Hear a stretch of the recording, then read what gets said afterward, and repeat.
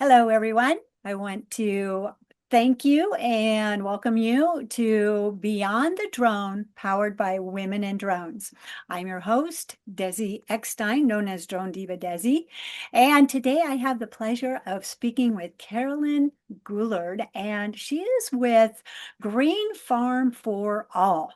She is a storyteller through aerial and ground photography, and her primary focus is agriculture. And I'm so excited to have her here. And so, Carolyn, welcome Yes. and thank you. I'm excited. So, let's just kind of kick this off and tell us about yourself. Okay. For people who don't know, so I'm also a veterinarian, and I started growing things in my backyard. And at some point, I was listening to farmers talking about their whatever they were growing, and I'm like, oh, 50 acres? What does it look like? How big is this? And I'm like, we're gonna put a drone up there.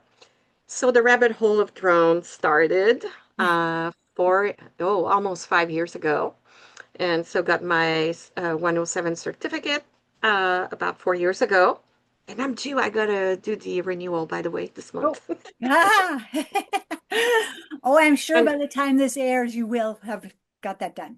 oh yeah, it's really simple. So been there, done that. And so agriculture and growing food is very important to me.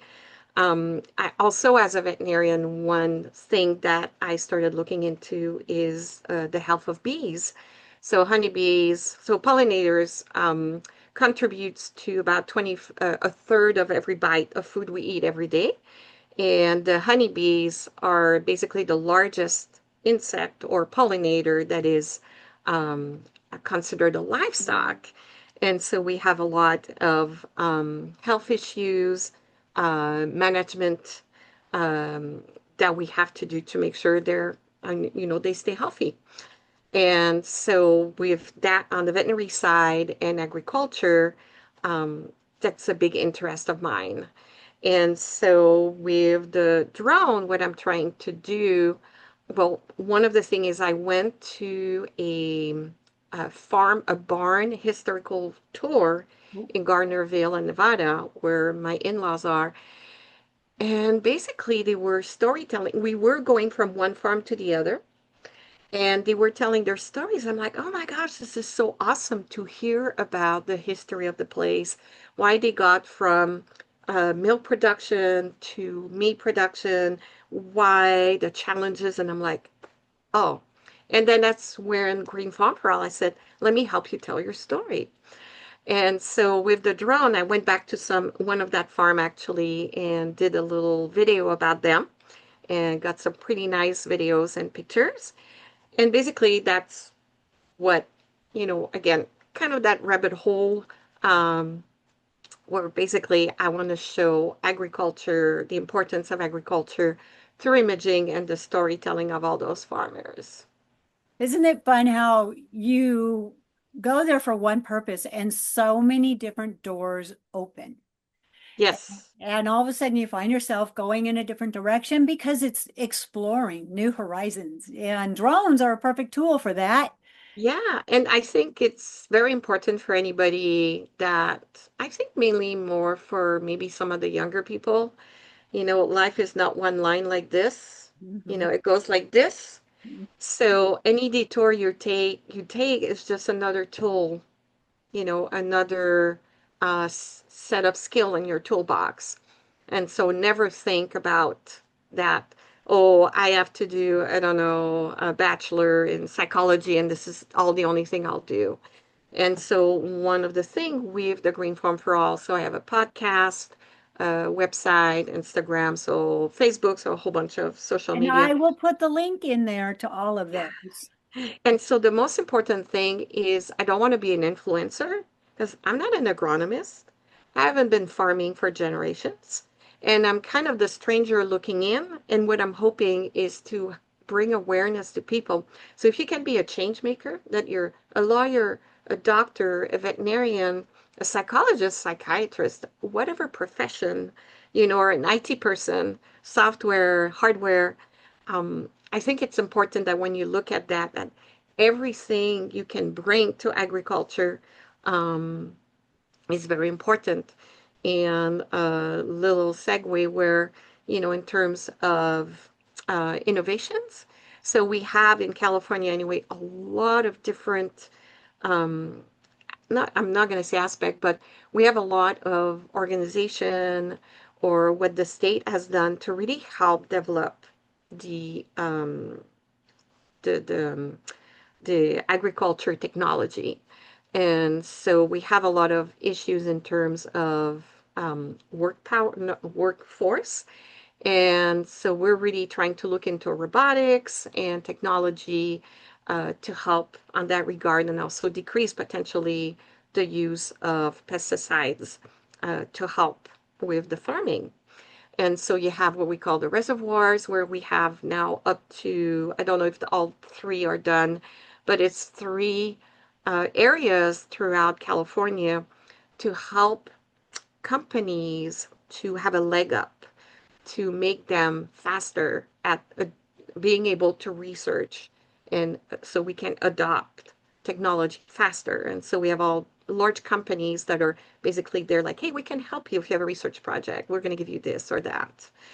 And in terms of government, also, they're doing a lot in terms of technology in college, English and Spanish for people that already are working on our farms to help them take from gathering lettuce or anything by hand to we're going to show you how the technology works so you can help on that regard. So a lot of development on that. And then other segue farms in the US are about 430 acres in average. It's skewed because you have very tiny farms to very large to 5 to 10,000 acres. So that kind of skewed that number in the middle where we have way more, we have a lot of small farms. So the needs are going to be different also. Awesome. Awesome. So actually, I think it's kind of funny how you were inspiring by saying life is not a straight line. Yeah. And my brain actually does this. Oh, you see, exactly. That's my You brain know, is like that. any It's object very syndrome, you know. Yeah, because it's very interesting because I think as a teenager or a young person, I've always like I have one thing to Right. do, and it would be from morning to night, do only one thing. Like when I did photography, I started photography, I was 16. I worked as gymnastic trainer assistant, and all the money went into buying photography equipment, magazines, getting films, and learning on my own how to do this. And I was like really focused on that. But now it's like I'm like, so many different interests, and it's very interesting to have the brain. Now, my challenge is to be able to fulfill all those different Yeah. subjects I'm interested in and kind of, okay, only these ones. Yeah, right. Yeah, focus, right? Yeah, Right. And rabbit. so, Squirrel. and correlating to the photography side of things, I bet you still have that same, let me get this drone or that drone, because drones are a tool. And Yes. so, as you've evolved with your career path and the direction that you've gone, I'm sure you have collected drones for various different aspects of what you're doing. Yeah. And so, currently, what are you flying Oh, currently I've for the got most 13. part? I've got 13 drones I now. was just going to say, you have quite a fleet, I remember. Yeah, well, Desi, I'm not going to talk about your fleet, but it's way more than me, but that's okay. We know, we know. So in terms of drones, so I do have little toy drones, like tiny whoops, and it's for me to train my brain so that I'm better technically at flying them and getting out of trouble. Because basically, I think that with the FCC ruling, I really got scared that I couldn't get any of my favorite DJI because they're the best in terms of videography, photography. So before, well, I still have. So the Mavic 3 Cine was really my go-to in terms of getting nice pictures. Mini 3 Pro still And so I got, being scared, the Mavic 4 Pro and the Mini 5 Pro. And I still did some video for the city of Ramona. They wanted to have videos of their new city hall where they redid the roof. And so I'm like, okay, so I'll take my Mini 5 Pro. And I mean, the person who does the marketing, so she's done photography in the past, and she's like, oh, well, the colors are amazing. She didn't retouch anything. So, I mean, I would have retouched stuff, but she didn't retouch anything. She thought it was great. So basically, in terms of photography, like if I'm looking at a camera in the sky, definitely the Mavic 3 Cine and the Mavic 4 Pro are really my go-to for that. Mhm. I mean, the minis are great. You really need to play with those ND filters. Mm. I think the Mavic 3, I put a ND filters for the first time last year because we were we were filming the spray drone painting white paint over white. Mm. And there was so much sunlight coming right down because that's the only time we could film. And I'm like, oh my God, it was so white. It was insane. So the white balance was so hard to get right. So yeah, that was the only time I put an ND filter on there. Awesome. So, through your journey of drones and kind of moving forward, you have taken quite a few classes and at various colleges throughout Southern California. So, tell us a little bit about the educational background that you've gained for drones. Well, some of the first class I took was at Grossmont College. And so I did because I knew Skip Frederick was there. And being a two-time Emmy nominee, I Ooh, was like, nice. all right, the guy knows what he's doing. And so for me, the videography, photography was so important that I saw that. I'm like, oh, I gotta go there. And the first thing is that the first class you take is always what they call the beginner class because they want to make sure everybody knows how to fly. Because basically, you might have like, no kidding, sometime, I'm not going to say 10 drones in the air, but you have up to 10, several drones in the air at a length at 100 feet max. And so it's very important to communicate with each other and not fly into each other. So and so basically, I really gained a lot with how to present yourself professionally. And it's so important that people take you seriously. And every time you go there, you learn something. Oh, you've got this pad. Oh, you have this. Oh, you have that. Oh, there's wind. And so every time you go and you hang out with your drone peeps, you learn something. And so you basically I've learned a lot in terms of videography and shots to be done. And I still have my little paper with these are all different videos, shots I can take, and also with the ND filters and so a lot of technical stuff. So I gained a lot from that. And so being dealing with agriculture, it's for sure that it's not like I'm going to take a class to fly a 250-pound drone because that's not what I want to do. But I definitely have someone that I can tag along and film. But before we go to that, so the next classes I took was because I wanted to know what can drone help us in agriculture in terms of imaging. And when I was to DJI 2022, they had a whole bunch of people talking about precision agriculture. Hey, we're not going to use as much fertilizer or pesticide if we know exactly which part, but you need to image that first. And I don't know anything about imaging. So then I went to Fullerton College because they have a very budding program. So many classes with professionals that have been in the business showing what they know. And so I took a mapping class, just basically know how it works, and a multispectral, hyperspectral class, a thermal class. What else did I take there? Oh, an FPV class because Yeah. I want to be a better pilot. Mhm. And in fall, hopefully, we're going to get the advanced FPV class. But basically, with the mapping, or I should say, the the imaging, it's there's a lot to know still. And even talking to some people, if you don't do hyperspectral, you're not getting anything. And so there's a lot to know on that because basically, you know, how much do you ask a farmer? It's like, we're going to come and do imaging on your farm, but what does it mean? And if I ask $2,000 every time I come in every month, and at the end of the season for $10,000, nothing happened, that's not a good return on investment.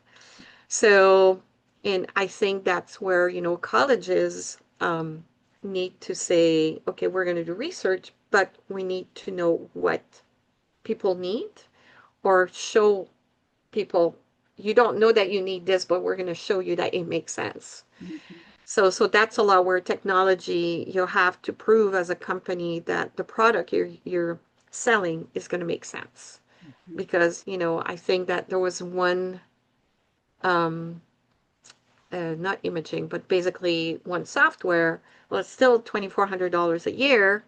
And it's like, what is it going to give me? And and going to conferences, you do have farmers that will tell you, hey, it's worth it.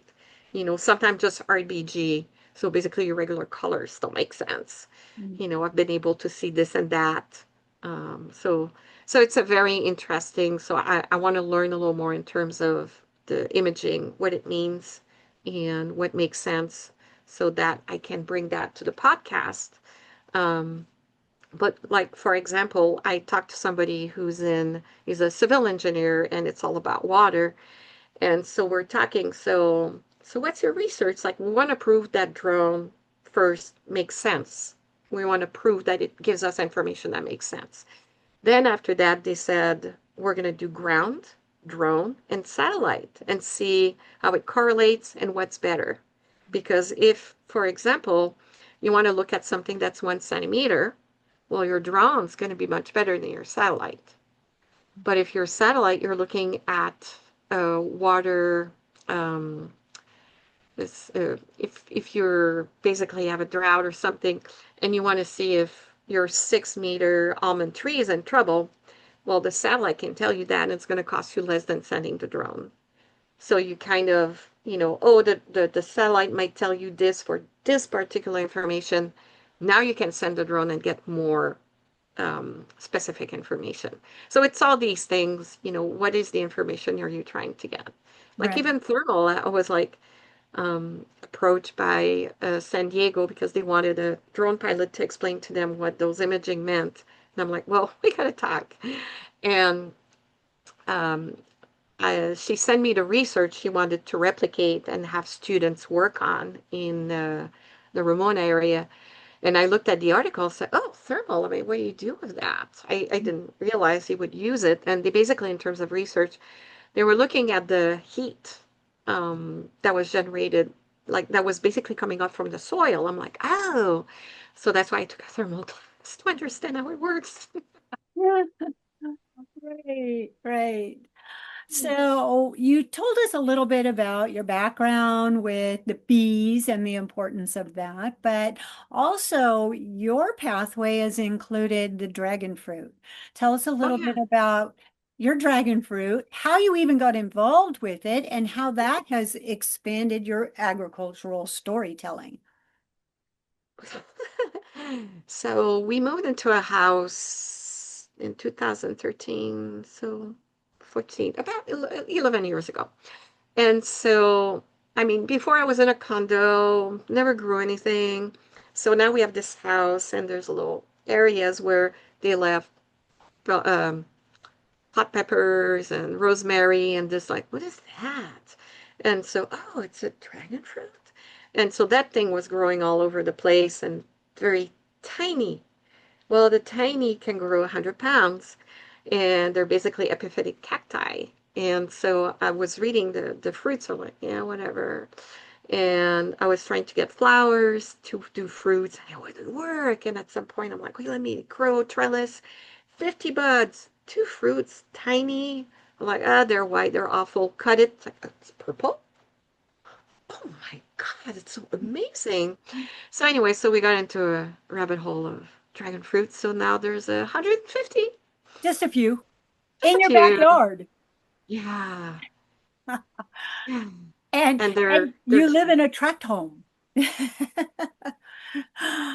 Yeah, so I can imagine just trying to manage the plants. those thorny giants Yes. from no thorn to big thorns. Yeah, it's they grow so much. I mean, they're just you do a cutting, you cut it, and it's gonna grow on itself without messing around. Yeah. So it's like wow. But basically, yeah. So there's a lot of what do they need to really be at their peak. And so knowing that, I started visiting farmers, and little did I know, visited San Diego. I'm like, oh, there's farms everywhere in San Diego. I did not know that. It's like 45 minutes away from me south. So, it's um, a big grape area to grow.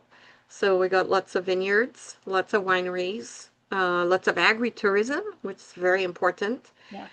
getting very important to a lot of farmers now. So I have one farm that 60% of the revenue comes from agritourism, and if they didn't have that, they wouldn't make it. And agritourism is basically you're getting people to come to your farm, and you basically offer them your produce, or you have activities. And just talking about dragon fruit, so we basically were the San Diego area is the mecca for growing dragon fruit. So Bonsal and not Fullerton, Fallbrook, Brooke. same, not the same place. And Ramona, so basically, Dragon Delights have been so nice, really accepting me, open arms, explaining to me what they're doing, and being storytelling. I basically said, hey, I really would like to do a documentary on your place. And so it's been following them for 2 years, and we finally put our foot down and or met uh, last month to say, okay, we're doing this. And basically saying, we're okay with this, we don't want this. And as a documentarist, I need to make sure that it's going to make interest for people. And I'm used to do 3 to 5 minute, you know, videos. And now I'm like, oh my gosh, how am I going to do a longer one? And keep interest on something that could be boring, like watching grass grow. But I took 3 classes now with Collab, which is a spin-off of Sundance in Utah. And so, born from Robert Redford ideas of helping independent filmmakers. And so it's been very helpful. Just finished my 3rd class about visual storytelling. So it was more about film, but really helpful about how to capture what to captures and how to do it and angles and stuff. So Mm, that was fun. that's going to be great. Yes. Great. Yeah. Wow. And it again, you just don't know what path life will lead you down. You all of a sudden have this house, you've got this dragon fruit. I've never heard of it until I met you. Yeah. And I'm like, what is it? And now I feel much more educated on it and I look for it when I Yeah. go out into places. And so uh, I think as far as moving forward with your documentary, I think your passion will also come through because you are very passionate about it and you have so much background knowledge of it and you'll have so much to share. Yeah, and the thing is, the documentary, I'm not in it. So it's really talking about Kevin, who's the owner of Dragon Delights. He's a 3rd generation Australian farmer. And I really was able to talk to some documentary mentors about how to approach things. So it's going to be But very yeah, interesting to get not how do I hook up people on grass, watching grass. but as far as you not being in it, you know what to ask. You know Hmm. how to spark that in people. You know the pain points that they have gone through to get their fields to be where they're at. And Yeah. so there is a lot of stories there Yeah, oh, to yeah. be shared. And Yeah. so I'm excited, and I know a documentary takes quite a while to put together and all, but I'm hopeful that you will reshare once it's all put together. Yes. It's basically, with agriculture is people are so um that they're so dissociated of how their food comes to the table. When you hear like, oh, farmers can go and do peaches, no problem. They're at the big box store. Like, no, this is not how it works. And because a lot of people were doing agriculture, and now we have people are working, they don't have time to grow their stuff, and now we have a small amount of people, and now they're vilified, those small amount of people, because how dare you use pesticide and stuff and do this or that? And I'm like, you have no idea. So that's why, we need the change makers to, well, first people need to understand how it does, how the ecosystem works, and then they can change things. Yeah. So So what has been the most exciting adventure in the ag world that you have been on?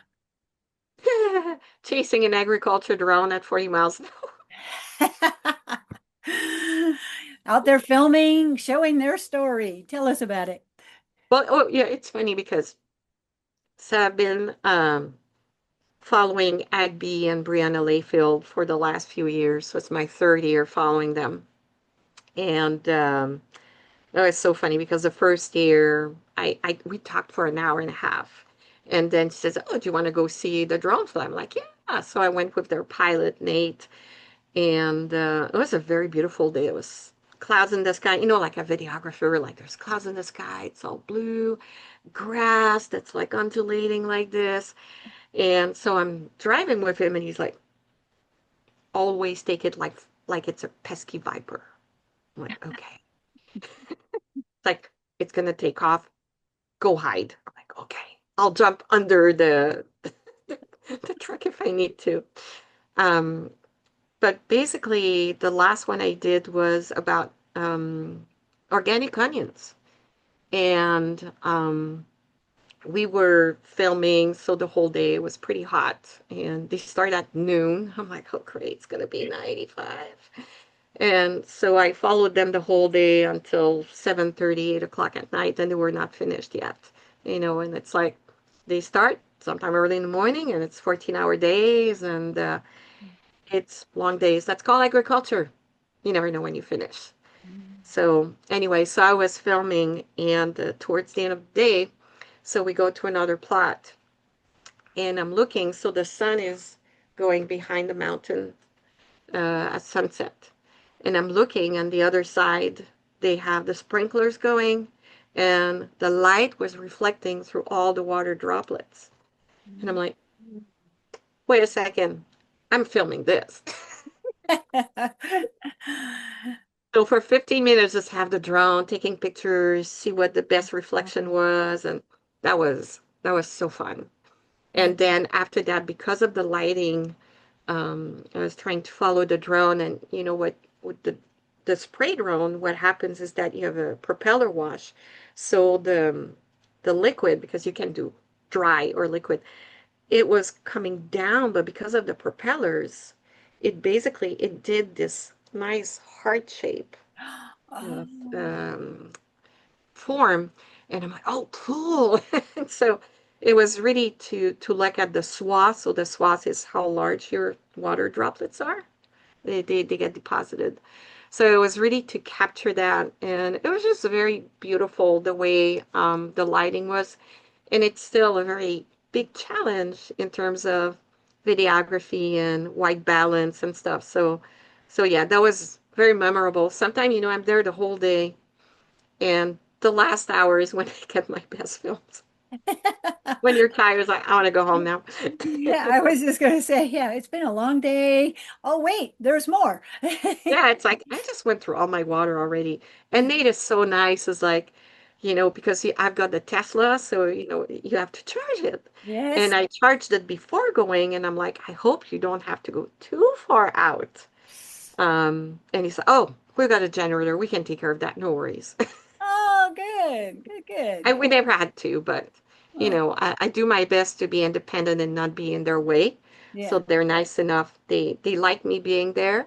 So I'm welcomed and love doing some filming, for me and for them. That is an excellent tip for professionalism. You want Yes. to show up prepared. You don't Yeah. want to be a hindrance when you get onto a job site, and just be all inclusive and take care of your own things. Yeah. And yeah, great tip right And there. So, and the thing also is that when I went, because I've got, I'm not too shy usually. And so I asked the manager of the place because he was there, say, hey, do you mind if I put the stuff on YouTube? And he's like, well, let me get back to you. I'm like, okay. And he was like, just tell him it's for the job. I'm like, no, I want to put it for me. And so the guy came back at the end of the day and he said, my boss says it's okay. And the thing, and I even told him, I said, I'm not saying where I am because it was a big farm. And I'm not going to say what you're spraying because there is, when you spray certain things, there is some it's not a question of just privacy, it's a question of potentially competition, because something that people don't realize is that all those big farms, they're going to have test plots. I'm like, let's do a better carrot or parsley or whatever. So these are basically corporation potentially corporation secrets or stuff of that nature. proprietary. So privacy is very important, and I tell people I want to make sure that we don't know who you are or what you're doing exactly. Mm, And on purpose, I basically had you basically see one of their worker pretty much in a hazmat suit, and people might, oh my gosh, they're doing pesticide, must be horrible. And it wasn't. It was organic products. And people have to realize that you have to protect yourself from very concentrated products. yeah, awesome. Mm. Yeah. So yeah, I can completely appreciate the keeping things uh off grid, you might say, or proprietary information, not Yeah. putting it out there. You see it all the time. And so you really do need to hold things in sometimes, not show the whole world Yeah. everything. And so I can imagine that is something that you would want to address in the footage that you collect. Yeah. And So, it was very interesting. I kind of never thought about it in terms of agriculture until I met Michelle from a Wingspan. I'm mm, trying to make sure I remember the company. And when we talked, so they have their fixed wing, and she does sell some or service very large agriculture land. And she was saying that some of the farmers like, well, we don't want the neighbor to know what we're doing. And when she said that, I'm like, you know what? It makes sense. I understand. yeah. And so I kept that with me and make sure that people understand I'm not, you know. Another And point of professionalism right there, you some know. people will tell you what they want to share or not. When I go to Dragon Delights, it's like, hey, with the shade we put over the dragon fruit, 70%. Mm, So, he will share certain things, or he may say, you know, this I don't want people to know, but this I'm okay with. yeah, yeah, yeah. I just had a situation where it was very similar where I Yeah. was on a site and I made sure I didn't put people in it. I Yeah. didn't show where the location was. Yeah. So it's very valuable tip right there that you just shared with everyone. Hmm. One of the things that I would like to maybe ask your thoughts about is being a woman in the Hmm. industry. You are very involved with women in drones. Yes. You've written articles for Vertical Space, and now there's even a chapter, I believe, Hmm. over there at Fullerton, Yes. and I think you're actively involved in that as well. Share us a little bit about that aspect of being a drone pilot and being a woman in the industry. Well, in terms of the Fullerton College chapter, so their VP was unable to do her duties for whatever reason. So Coco Fulton said, could you be our VP this semester? I'm like, and I'm in my mind's like, I don't have time, but I'm like, yes, I will. because Okay. it's so important for me to encourage women in STEM and show them the ropes. Mhm. And in terms of being a woman in the drone industry, I think it's very interesting to know that we're still a small amount of women that, are 107 certified, but it's growing, but it's still a very small amount. Mhm. And it's a very man world. I see it in the college, in the classes, when I would look around, I'm like, okay, how many women are in the class, And so it's a very small amount. So if we have 25 people, you might have two, three women per class. Yeah. So Yeah. definitely still a small amount. Yeah. And sometimes it's also, the the saying we say sometimes, Mm. that like, hey guys, it's something that we use a lot. Mhm. And as a veterinarian, how would you feel if I say, so we have a saying, there's more than one way to skin a cat. Mm. Would that be appropriate for a veterinarian to say to their Right. client? No. Right. So I think the A guys need to disappear. We at least have to be aware. I'm like, oh yeah, we say that all the time. Mhm. And to realize, that we're growing into a men's world and the women have to find their place. So I think it's important to have those women organizations Mhm. to say we're here too. Mhm. And yeah, it's just that I see, I think as growing up, I never realized Mhm. how imbalanced it was. When I got into veterinary medicine, we, we were the first class that was 50-50, 50% men, 50% women. But some of our older teachers, like, we wonder how it's going to go now. So that was very interesting. And, veterinary, world is still alive. So I think there's a awareness um, that we have to make that space for us. Yeah. Yeah. I am encouraged that we are growing. We are still a Yes. small number, but we are Yeah. growing. And one of the things that I always like to point out is you don't have to be a drone pilot to be actively involved in the industry or to be a advocate for aviation as a whole. Yeah. There's so many different ways that you can participate in the industry. And there's so many gifts and talents that everyone brings to the Yeah. table. Yeah, and so it's just find that passion inside Yeah. and where's your fit, Yeah. It's And like, when you go through a door, it may open different doors, oh right? my gosh. Yeah. Yeah. Like I said, it's the same in agriculture. And oh, actually, very important talking about women. Okay. This is the International Year of the Woman Farmer.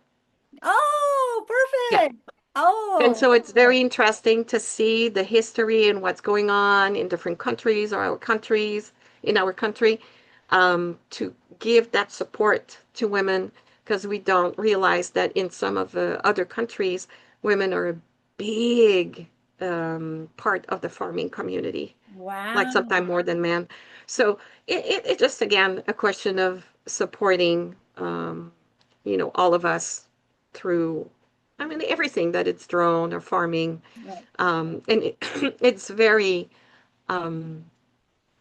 positive to see also that sometimes you go through just being accepted, just like you're just part of the group, like there's no question about, or you're a man or you're a woman or you're treated differently. So sometimes you don't realize that sometimes there might be like different, Yeah. way of being accepted. But, I think for the longest time, it never occurred to me that potentially there could be an imbalance. And I never took a job or anything without saying, I'm a woman, I'm not going to make it. I never had that thought ever. No, I don't see that in you. I'm here. Hello. Awesome. Well, I can't believe how long we have been chit-chatting this morning, but really quick, like I want to be respectful of your time. So let's wrap up with maybe some advice that you'd like to give someone that is getting into the industry. You have already given a lot of really great advice, excellent tips and such, but Do you have anything that you think would be of value that somebody might want to take away from this interview? Oh boy, we have another hour, right? No, just kidding. And there we go. Um, you want to, I mean, if you've never been in drones, you want to find other people that fly drones. Don't do it on your own. Um, I think, we have a whole bunch of YouTube videos. However, there's nothing that's going to replace being with other people and practicing. So that would be my first tip. Um, and also a lot of jobs that are ongoing may not have a drone pilot, and it might be a good addition to the profession you're doing. And or if you really want to do something like, hey, you know what? I want to be an agriculture drone pilot. Well, start hanging out with people that do that. So if there's something that you're really interested in, find who's doing it and knock at their door. Don't wait for people to come and see you. I'm sorry, but I make my own path. Um, what's very interesting, as a veterinarian, you graduate and people pretty much like pull you over because it's we need veterinarians. When you're a drone pilot, it's so easy to get your 107 certification. I mean, it's not like people look, okay, who's got their certificate? We're going to pick them. You have to do your own job for a lot of time. So if ever you're something, well, first, don't be a generalist of everything. Just like this, my niche, this is what I really want to do. So then you can go and hang out with those people and learn from them. Or if you're interested in different things, go hang out with different people and figure out where you want to be. Or like I said, if you have a job already and you think a drone would be good, go see management, go see the boss, go see who owns the company. I said, I think it would be great because of this. Like, let me present you facts Yeah. that really would make sense for me to be certified. Can you pay this for me? Can you help me get the education? Wow, that's excellent. Excellent. What a perfect way to end. Boy, that is some great advice right there. Yeah, Carolyn, make thank your you own so much. career. Yeah. Go have fun. Yeah. Work hard. Well, I want to thank you. Thank you for sharing with us. Thank you for all the knowledge that you imparted on us and the inspiration. Oh my gosh. Thank you so much. And So, I want to thank everyone for joining us and watching and attending here today. So thank you, everybody, and have a wonderful day. All right. Bye. Thank you.